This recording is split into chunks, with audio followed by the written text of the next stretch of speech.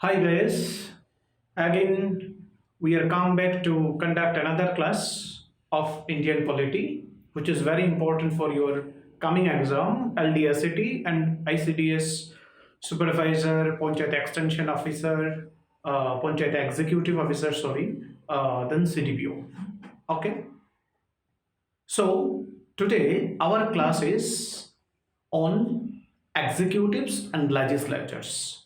It is on both for union and for states of India. Okay, so let's start our main topic about the legislature and executive. So basically, legislature and executive, they are closely related. For any of the level of government, this legislature and executive, they are just complementary to each other. We know that it is one of the function of legislature to control our executive. Okay, we shall discuss in detail by our slide. Okay, so let's hear the structure of union government. How union government actually structured according to the Constitution of India. Here is union government. Union government basically has three wings. Any of the government has three wings. One is executive, one is legislative, and another one is judiciary. We know that Indian system or Indian government system, basically it is called parliamentary form of government, where the actual power is enjoyed by the prime minister and the only or de jure power is enjoyed by the president of India, who are the actual or the constitutional head of our country. Okay, but in USA there is presidential form of government. President enjoys the actual power, while in our country, our prime minister, the leader of nation, enjoys the actual power of the country. So it is the division of union government. Today we shall discuss only the two part. One is executive, another one is legislature. And we know that it is very closely related. So executive, basically executive, these are two different types. One is political executive and another one is government executive. Political executive and another one is government executive. Basically, who are the political executives? Basically, those who are the ministers. Actually, ministers, they are called executives. That means council of ministers. Already we have give one row, that is council of ministers. Council of ministers actually come under the executives, political executives.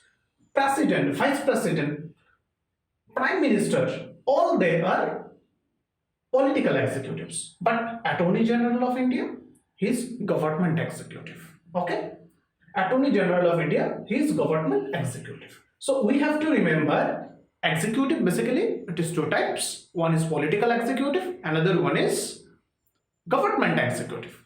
Who are called government executive? Basically government executives are the higher ranked officers, those who are come under Indian Administrative Service, Indian Foreign Service, Indian Police Service, Indian Forest Service, Indian Revenue Service, etc.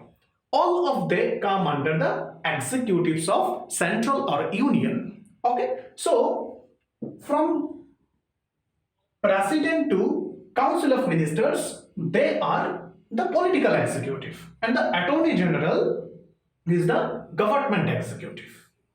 Now we shall forward to legislature part. Basically, legislature it consists of basically two wings.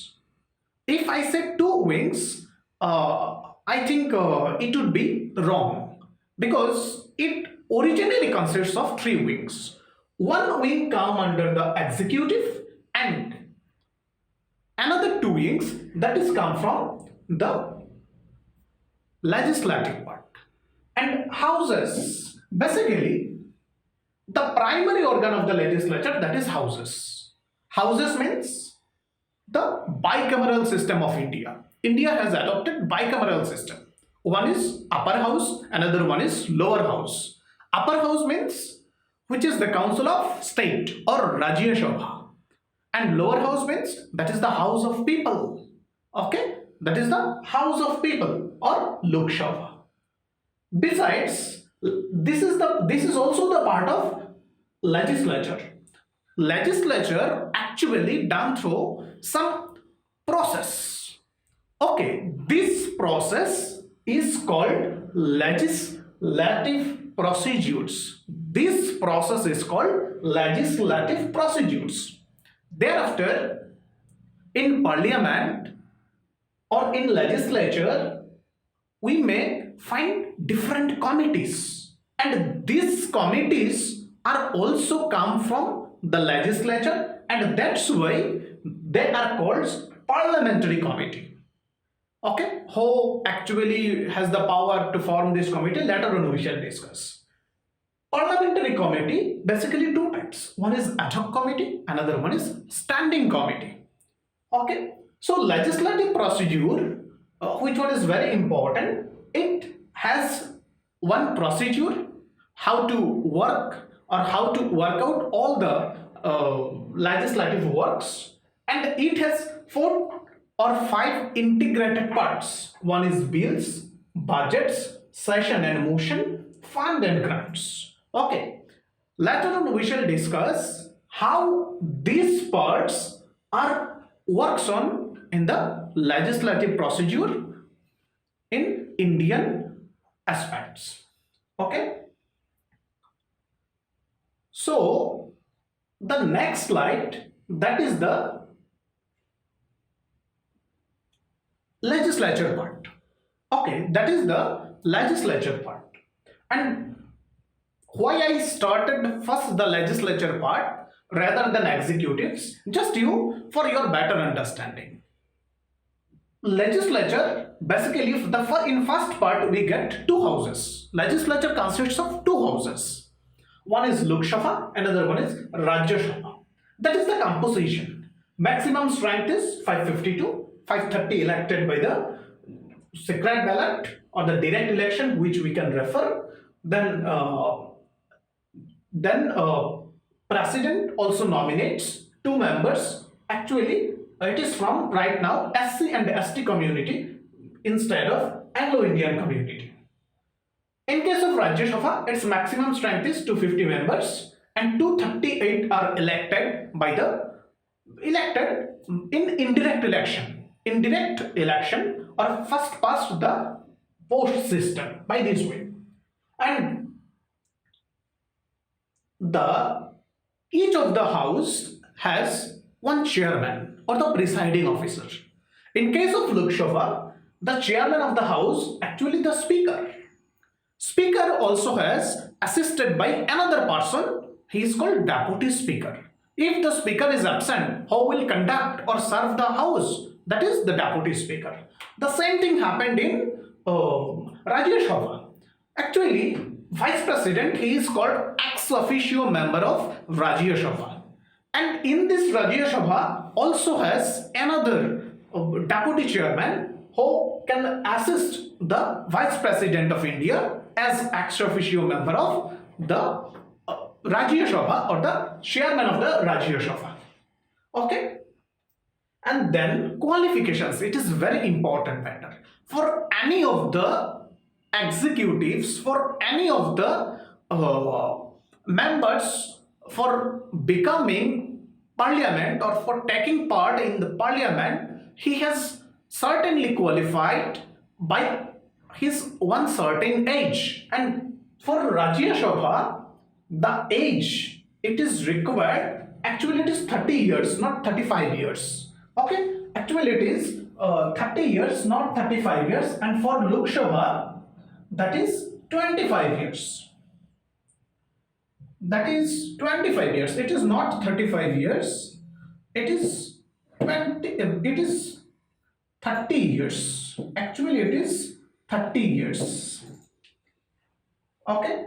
And in case of Lok Sabha, the citizen of India must have 25 years of age to participate in the House of People or Lok Sabha election.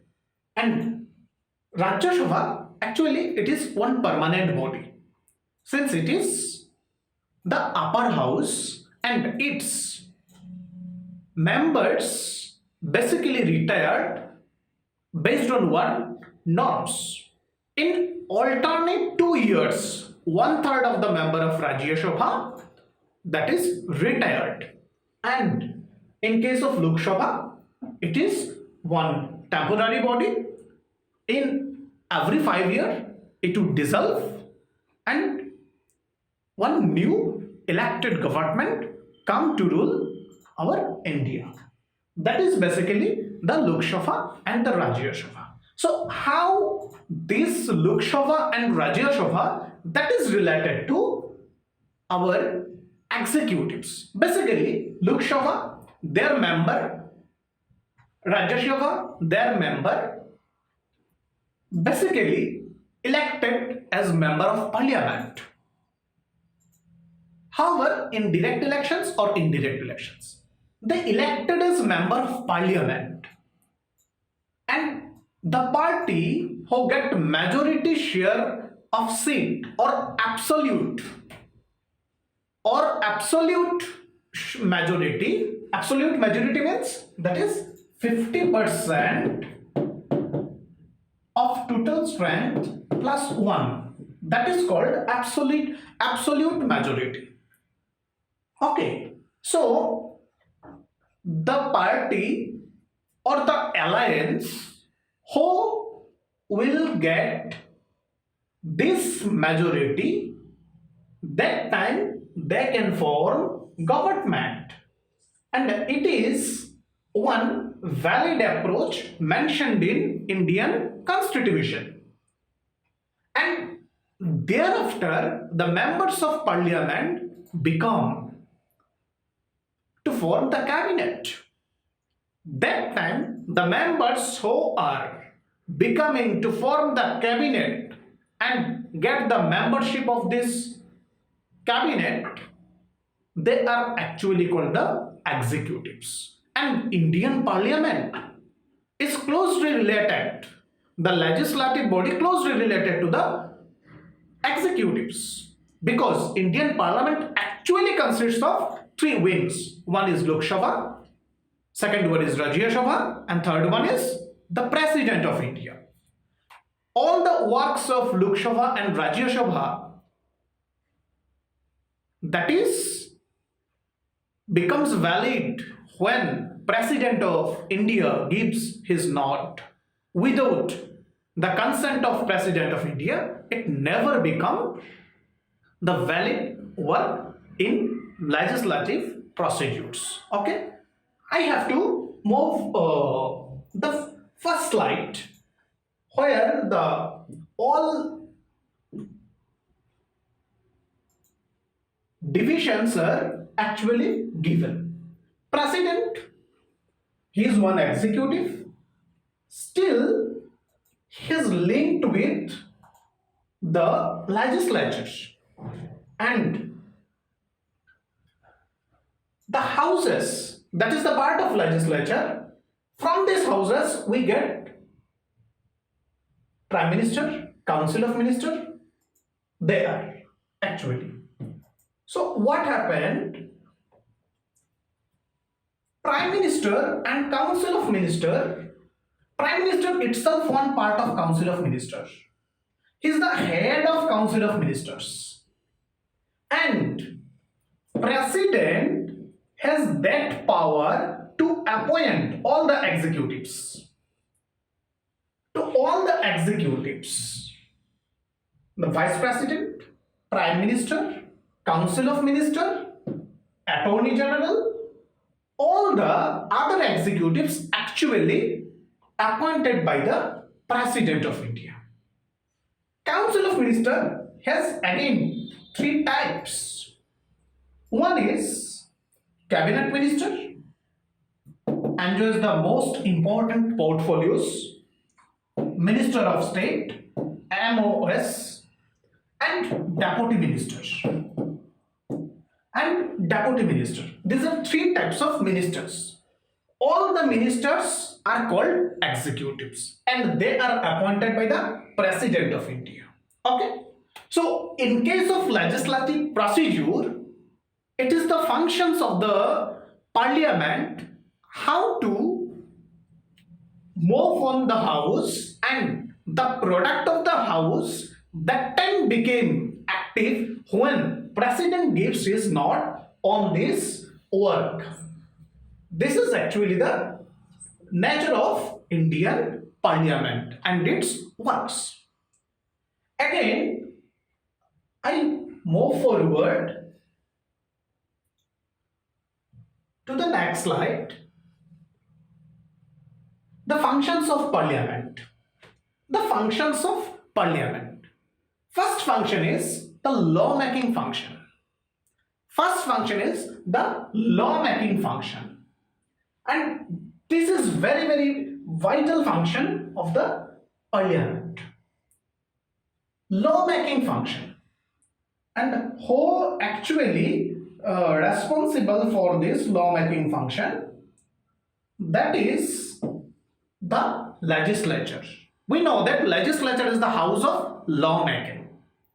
And for lawmaking there is two houses. One is Lok Sabha and another one is Rajya Sabha. There has two houses. One is LS, Lok Sabha, another one is Rajya Sabha. Basically, what is law actually?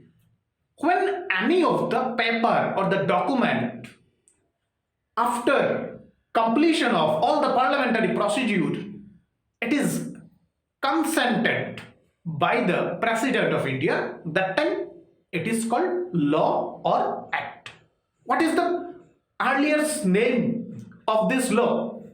That is actually bill. The document or the paper actually called bill. Okay. So, how the law-making procedure actually conducted in the parliament? Basically, law-making procedure depends on the subject. The law would be based on ordinary law, constitutional amendment law. Is it based or basis on money or any of the financial related matters? On this ground, it is actually based on. If the matter is ordinary law or the ordinary bill or the constitutional amendment bill, ordinary bill or the constitutional amendment bill CAA, either of the house can introduce. But when the matter is related to money bill or the financial bill, Rajya Sabha has no power to introduce it. It is only introduced in Lok Sabha. Okay? So, how this bill actually works? First, what happened? In any of the houses, the bill introduced. By whom? By the members of parliament. And it is basically done by Council of Ministers. So when the bill is introduced in parliament, thereafter it is required to discuss, debate, anything modification, changing, inclusion, deletion, thereafter voting, then the other things. Okay, So how these procedures actually conducted? We must look forward this. Okay, so first the bill introduced in the house. Thereafter, what happened? The bill is passing to the standing committee for the debate and the discussion. Thereafter, voting required. Thereafter, the bill moves to the Rajya Sabha for 113 days. If the Rajya Sabha pass the bill, thereafter it is sent to the President of India. Thereafter, the bill turns into an act. That is basically the legislative function or the law-making function of the parliament. The second function is budget. Basically, the word budget, it is not mentioned in Indian constitution anywhere. And it is basically mentioned as annual financial statement. Annual financial statement. It is mentioned as annual financial statement by Article 112. Basically, budget, it is in the hand of Ministry of or the Cabinet of Economic Affairs or the Finance Ministry. It is actually looked after. And in every year, the 1st February, the budget is presented in the Parliament of India. And it is certainly the budget first has to send the President of India before the Parliament. When the President actually gives his nod, thereafter the budget introduced in the Parliament, and it is certainly in the lower houses and it is as well as in the upper houses. Thereafter, the Parliament actually communicates the both houses on the matters of financial matters. Then the parliamentary works are done with respect to financial matters or money related matters. Then control over the executives. We know that executives, already I have said, are two types. One is government executive, one is political executive. The fortune of political executive basically depends on the vote.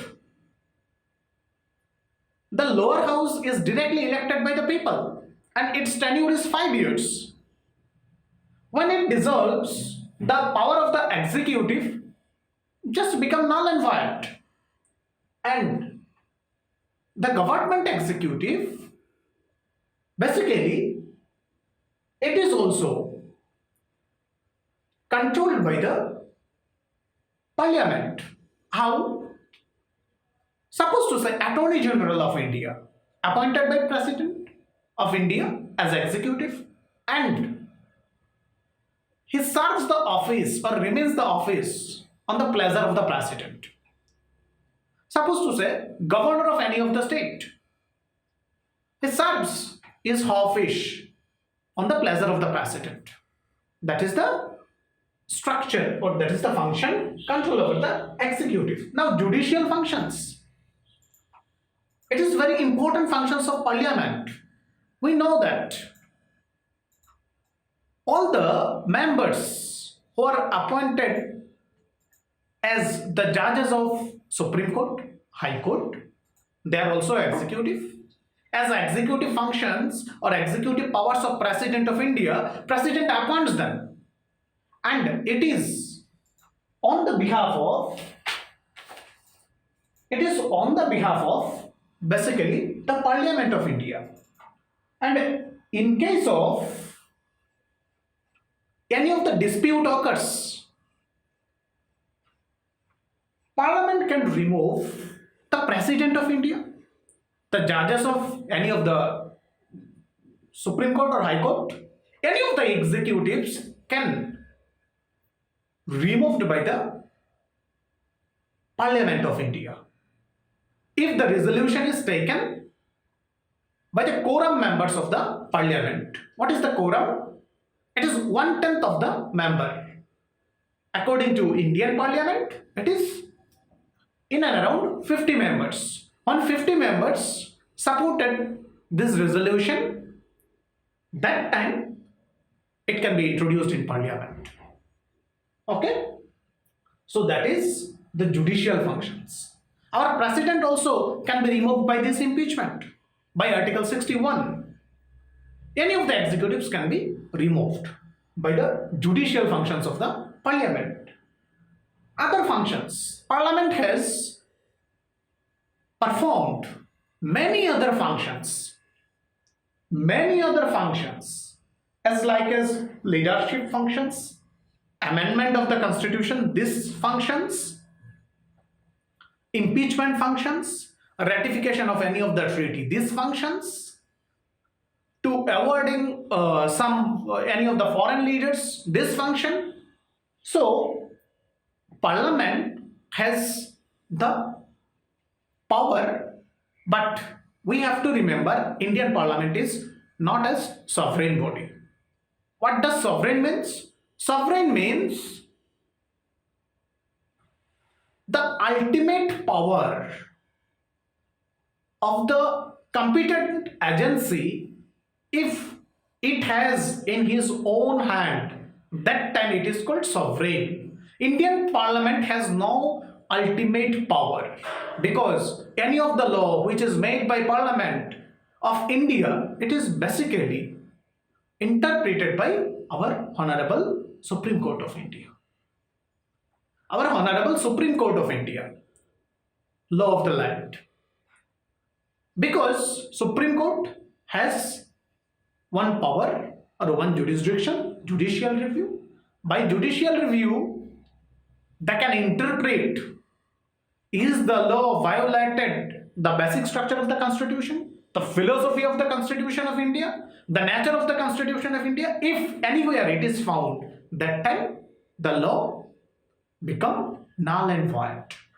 Example, formation of National Judicial Appointment Commission. In 2014 it was created. In 2015 Supreme Court has declared it is unconstitutional.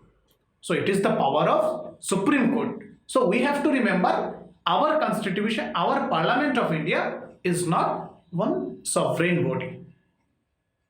I think it is clear to everyone. Next,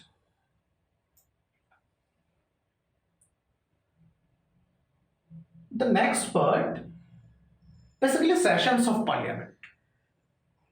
In a year, Parliament has conducted 3 sessions. What are the 3 sessions? One is budget session, one is monsoon session, another one is winter session. For your good remembering, I will give one quote, that is BMW. One auspicious car, B for budget, M for monsoon, W for winter. If you can remember BMW, these are the 3 sessions of Parliament. And Parliament has one manner in a year, at least 2 sessions has to be held. And the maximum distance between the 2 sessions, that is not more than 6 months. Okay? And if the Parliament is not in session, our President of India can issue ordinance. It is another power of the President. But when the President will become the Parliament, in the immediate session, the Parliament should adopt the ordinance subject matters. These are the sessions of Parliament.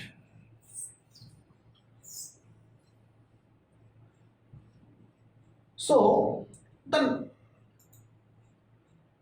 next part is our state legislature. It is also same as our union government. Our state has also the same organ, executive and legislative. And executive basically, here also the same thing we can observe, that is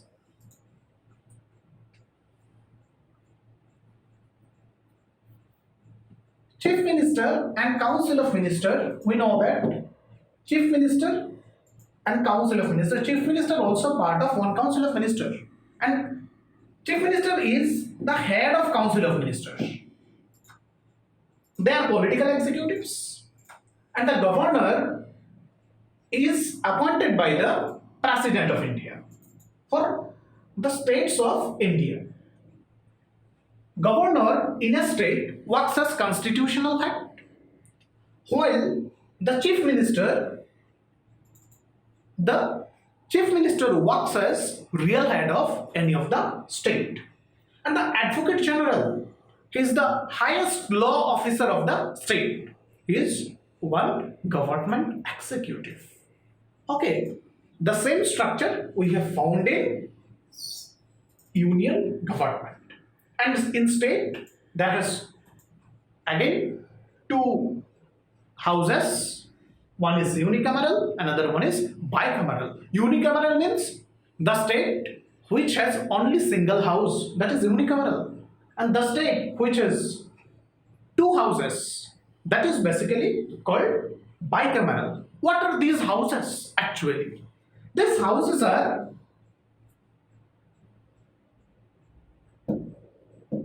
one is Legislative Assembly, LSA, and another one is Legislative Council, LC, Legislative Council. It is one directly elected body for state, and it is one indirectly elected body for state. For state, it is the lower house, it is the powerful house, and it is the upper house or the least powerful house. Okay. So, in case of Tripura, is there any upper house or the legislative council? No. Tripura has only unicameral structure. That is the Legislative Assembly, and it has 60 laws of constituency. Okay, so the legislature and its function it is very alike or similar to the functions of Union Parliament. The Parliament actually works as the law-making house. The state legislative house, it is also works as the law-making house. And we have to remember, in case of legislative body, here also government can nominate one person in case of unicameral or the lower house of the state, that is Legislative Assembly, and in case of bicameral structure, that is Legislative Council, the government can nominate 1/6 of its total member. And that has also another division, and from which subject actually the members come from. And basically they come from the section of arts, the section of science, the section of literature, the section of social service. These are the 4 sections where from the men are nominated for the upper houses of state as well as the upper house of our union parliament, that is Rajya Sabha. The categories are same. Okay, so in case of legislative assembly, governor of the concerned state has the power to nominate one person, but in case of the legislative council, governor has the power to nominate 1/6 of its total strength. That is the structure of state government. And the same way, the state government function in different nature. So we may look the functions of state government. This is the slide of how the upper house and lower house of state are actually constituted. That is the slide. Already I have discussed. I think it is clear to everyone. And that is the functions of state legislatures. State legislature make laws. It is the function of legislative house on subject under state and concurrent list. Yes, state and concurrent list means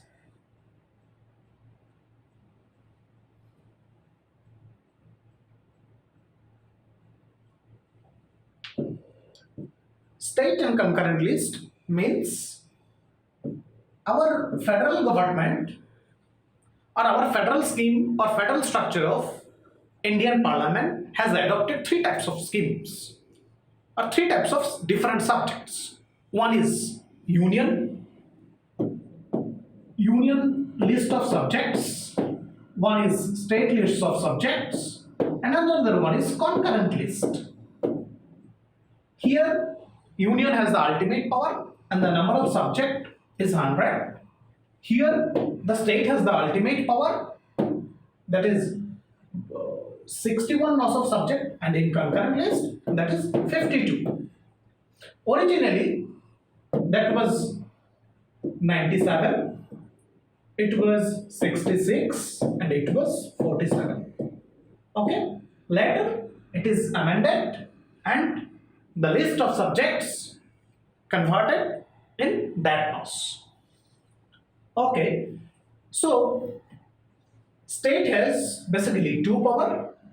One is make laws on state subject, and union must make laws on the union list subjects. Suppose to say railways, it is the subject of union list. Okay, any laws or aspects which is dealt or which is required to deal, who is the ultimate authority? The union. Suppose to say coal mines, who is the ultimate authority? The union. Suppose to say law and order of state, it is in state subject, it is certainly in the hands of state government. Okay, agriculture, it is in the state list, and the production of agriculture, the different schemes of agriculture, how will look after this? That is state government of India. No, education, is it? It is in concurrent list. Okay, so concurrent list, actually the more power is vested on in the hands of union government to make any of the laws on concurrent list. Now budget, it is the same as union parliament. It is passed by legislative assembly or Vidhan Sabha, and approval is required because it is one formal matter of financial related. So that's why approval is required, and thereafter exercise control over, that is the control over executive. We know that it is also as the functions of union parliament. No confidence motion, it is one different thing, just I want to share. No confidence motion, supposed to say if the motion is set by any of the private members or the government MP or MLA, and they want to prove the chief minister or the ruling party has not the majority share of seats presently. That time, the chairman of the house, that means the speaker of the state legislative assembly, can declare to conduct one test that is called basically floor test. And by this floor test, if the existing government is not able to show his absolute majority, that time the government would fall. And governor, that time the governor of the state can say the another or the major shares of opposition party to form government. If that is also not happened, that time the constitutional machinery damaged and the president rule or the state emergency by article 356 that can be imposed in the concerned state. Okay, that is the aspects. And adjournment motion, when any of the important matter which is related to public interest are seeked in the state legislature or in law house, that time it requires a time to discuss. Okay, so it is come under the adjournment motion. And we know that election of president of India, it is actually done through in indirect way, that is first past the post system. And here the electoral college of president of India basically consists of the elected members of Lok Sabha and Rajya Sabha and the elected members of Legislative Assembly. So the members of Legislative Assembly can enjoy to elect the President of India. So it is the functions of state legislatures. So it is our class of Union on State Legislature.